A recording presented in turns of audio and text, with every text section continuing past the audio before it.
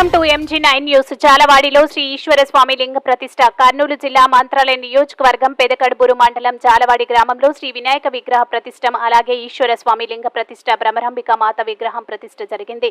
స్వస్తి శ్రీ శుభకృతనామ మోగ శుద్ధాష్టమి శనివారం మొదలు శుద్ధ దశమి సోమవారం నాకు సరియగు తేదీలు 17-2-2024 నుండి 19-2-2024 వరకు జాలవాడి గ్రామంలో పురాణ నిర్మాణం గావించింది. ఈ ఈశ్వర స్వామి దేవాలయం నందు 3 రోజుల దీక్షతో యంత్ర సాహిత్య విగ్రహ ప్రతిష్టాపన జరిగింది. 17-2-2024 శనివారం గంగ పూజ, గోవు పూజ, అలాగే గణపతి పూజ జరిపించారు.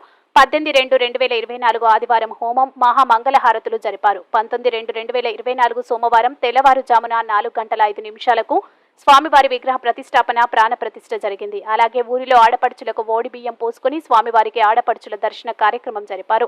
వేద పండితులతో విగ్రహ ప్రాణ ప్రతిష్ఠ జరిగింది. అలాగే అన్నదాన కార్యక్రమం భారీ ఎత్తున జరిపారు. అలాగే గ్రామ పెద్దలు, అలాగే భక్తాదులు, శివస్వాములు భారీ ఎత్తున స్వామివారి సేవలో పాల్గొన్నారు. MG9 న్యూస్ తో ఎమ్మిగనూరు రూరల్ రిపోర్టర్ వీరేష్ ఆచారి.